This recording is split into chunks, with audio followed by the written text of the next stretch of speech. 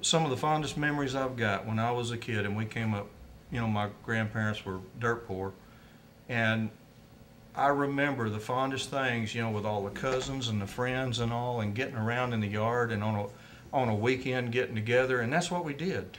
You know, we had these big cookouts and these big iron wash kettles, you know, and fry fish, and you know, Uncle's blowing a harp, my dad's playing guitar, my grandpa's playing guitar, or Uncle Huffaker. I had a great Uncle Huffaker that plowed with a team of mules all of his life, and he played the fiddle, and he was a great fiddle player and knew some cool old songs. And I was so fortunate to be blessed with that in my family, in my situation.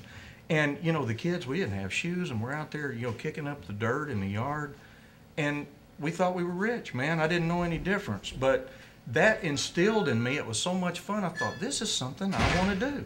This is something I want to do. If you're not sitting here playing music to your kids, if you're not feeding music to your kids, they're not going to get the want to, you know what I'm saying?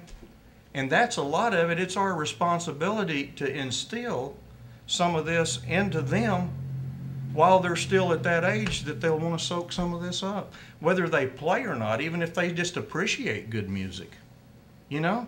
I mean, that's carrying it on in a way. So, I mean, the bottom line is, you know, you've got all these kids out there, and I think we've been robbed of so many good guitar players, banjo players, mandolin players, fiddle players, and yes, I said fiddle, didn't say violin, and auto harp players, and all of these others that we wouldn't have, you know, because of the video games and the PlayStations, and, you know, I mean, maybe that can take you on to a career in some technological field, you know, with IBM or whatever. I don't know, and that's beside the point. I'm just saying, this relieves stress.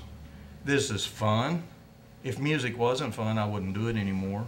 And I can tell Billy's not as happy a person when I don't play for a while. You know what I'm saying? I run a store, and I mean, hey, it's a little one-man store, and you know, you'd think, well, that can't be too stressful. The beauty of it is I do what I love. You know, I make a living doing what I love, and make work out of that. And how many people can say that, man? I mean, I get up early every morning to get down here, and I don't mind staying late. How many people do you know? I mean, I'm not, you know, I might not eat bologna every night. You know, it might be beans. That's what my grandpa used to say. We're having 1,000 things for dinner. They're all beans, but I ain't missed any meals, man, and I'm having fun, you know? And that's what's beautiful about it. But take these kids, expose them to music, and I mean, it don't have to be fancy dancy music. You know, I'm talking about, if you'll take music like we do on this porch, and I'm talking about music that somebody sitting out here or hearing it on their radio or in this audience can say, hey, I can do that, or you know, I could attempt to do that or get close, then that's what I've tried to achieve, because I don't want to do something that seems overachievable. I want it to feel like, hey, we're on your porch, you know? Let's have a little fun. Let's forget about the boss breathing down our neck. Let's forget about, you know, running to buy something at the store. Let's just have a little fun and kick back and relax for a while, and that's what it's about.